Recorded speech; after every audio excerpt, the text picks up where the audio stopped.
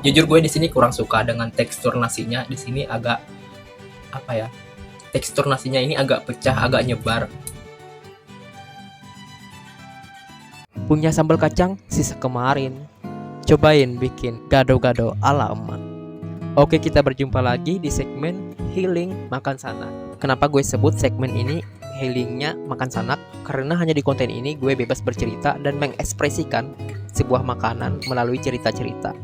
Baiklah, sebelum lanjut ke pengolahan gado-gado, gue mau bertanya kepada kalian.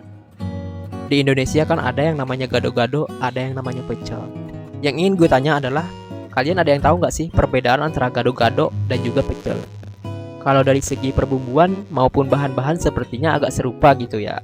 Menggunakan sayur-sayur, terus ada sambal kacang, terus juga ada nasi lembek atau nasi yang sudah menyatu gitu dipotong-potong. Gue sampai sekarang agak bingung gitu kalau mikir. Semakin dipikir kok semakin jauh gitu ya. Ini kembar atau gimana pecel sama gado-gado? Kalau kalian yang tahu bisa di komen ya perbedaan antara pecel dan juga gado-gado. Jadi nih gue mau cerita dulu. Tadi kan gue bilang ini adalah sambal kacang kemarin yang belum habis. Bukannya yang sudah nggak layak atau memang sudah basi gitu ya. Ini adalah sambal kacang yang memang masih bagus. Karena kemarin itu memang saudara lagi kumpulan dan mereka itu ada yang bawa sambal kacang kebanyakan gitu. Dan ini disimpannya di kulkas, di freezer. Dia nggak basi. Kalau basi ya nggak dimakan gitu. Jadi ya jangan netting lah ya. Ini masih layak, worth untuk dimakan dan gratis lagi karena dibawain sama saudara. Baiklah, kita lihat bahan-bahan yang akan digunakan. Yang pertama ada sambal kacang. Ini dipanaskan dulu. Ada 2 biji telur yang direbus sampai matang. Gak perlu banyak-banyak ya, karena kalau kebanyakan nanti kentutnya bau gitu ya. Bercanda, enggak kok. Maksudnya gini, kan sekarang telur lagi mahal, jadi nggak perlu banyak-banyak. Apalagi kan ini juga disiapkannya juga untuk beberapa porsi aja membuatnya. Jadi nanti takut mubazir. Cukup 2 telur. Kalau kalian mau banyak telur bisa 1 rak pun nggak apa-apa. Selanjutnya ada kecambah yang direbus sebentar saja, nggak perlu lama-lama. Kalau lama-lama nanti takut dia kesepian. Bukan begitu. Tapi maksudnya kalau kelamaan nanti takut layu dan malah vitaminnya malah hilang. Dan ini enak, masih fresh. Terus ketika dimakan nanti fresh gitu teksturnya. Selanjutnya juga tidak lupa kita siapkan juga ini adalah nasi lembeknya atau nasi yang memang airnya dibanyakin gitu, dimasaknya terus dibentuk sampai dia menyatu. Nah, ini kita siapkan juga ini timun. Timunnya ini dikupas dulu kulitnya, terus ini dipotong-potong. Dan juga ini menggunakan selada ya, diparut gitu ya. Ini pokoknya diparut. Kenapa menggunakan alat khusus seperti selada ini? Ya supaya bentuknya ini ya, bentuknya nggak berbeda-beda dan juga lebih cepat pengerjaannya. Karena kalau motongnya satu-satu itu nanti agak ribet juga, membuang waktu. Oke, setelah semua bahan tadi telah disiapkan, selanjutnya kita plating. Ya, plating, kalian nggak salah dengar, seperti di MasterChef. Dan ini chefnya adalah mama gue.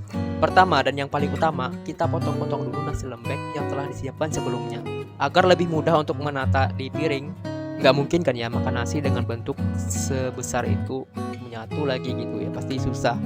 Dan ini benar-benar harus dipotong. Setelah nasinya dipotong-potong tadi, kita tambahkan potongan timun, cambah, irisan telur, kemudian bawang goreng jangan lupa biar tambah sedap, tambah nikmat, kerupuk, dan terakhir kita guyur dengan kuah sambal kacang. Oke, selanjutnya kita akan review gado-gado emak. Gimana rasanya? Let's go. Dan ini dia sudah selesai gado-gado buatan emak. Dari aromanya, aroma gado-gado banget nih. Gue cobain ya. Sebelum cobain, gue ritual dulu seperti biasa.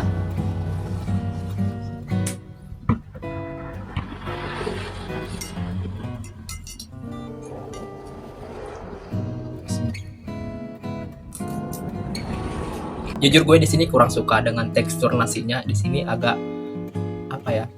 Tekstur nasinya ini agak pecah, agak nyebar. Dimana dia nggak terlalu lembek, kalau kata orang Banjar, nggak terlalu menyatu, sehingga ketika dikunyah itu dia kayak apa ya? Kayak nggak keras gitu. Dia sudah pecah duluan, sudah nyebar duluan. Jadinya kayak makan nasi yang kekurangan air. Karena menurut gue nilai plus yang pertama dari gado-gado ini adalah letaknya pada nasinya dan juga pada bumbu kacangnya. Nah, nasinya ini yang bikin menjadi sebenarnya agak overrated dari gue ya. Jadinya gue nggak terlalu suka Namun gue di sini sangat suka dengan bumbu kacangnya yang berasa. Dia nggak kelebihan antara rasa kacang maupun rasa gula merahnya. Mereka balance satu sama lain, saling melengkapi. Ditambah tekstur kecambah yang dia direbusnya itu nggak terlalu lama, dan juga timun yang masih seger. Wah, bener-bener mereka itu keras ketika dimakan.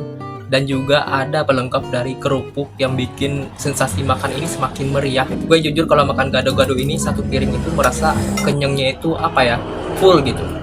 Nggak kayak makan makanan yang lain gitu. Nggak seperti makan makanan yang lain itu kayak gue masih merasa agak lapar atau mungkin belum terlalu kenyang. Dan ini gue merasa porsinya itu bikin pas gitu, pas di perut. Dan bener-bener nggak bikin cepet lapar. Nah, ini dia kenapa alasan gue sangat suka dengan gado-gado. Isian sayur dan toppingnya cukup lengkap. Overall gue nggak terlalu tahu apa perbedaan pecel dan juga gado-gado. Mungkin kalian yang tahu bisa tulis di kolom komentar. Dan menurut gue kedua makanan itu sama-sama menawarkan, dari nasinya yang lembek atau mungkin nasinya yang menyatu dengan dipotong-potong dan juga dikasih bumbu kacang. Mirip-mirip gitu. Gue kurang tahu bedanya di mana. Mungkin kalian bisa tuliskan di komentar. Dengan rasanya yang unik dan juga paketnya yang komplit. Rating untuk gado-gado buatan emak versi gue adalah 8 dari 10. Yuk cobain gado-gado. Makan sana. Sudah makan apa hari ini?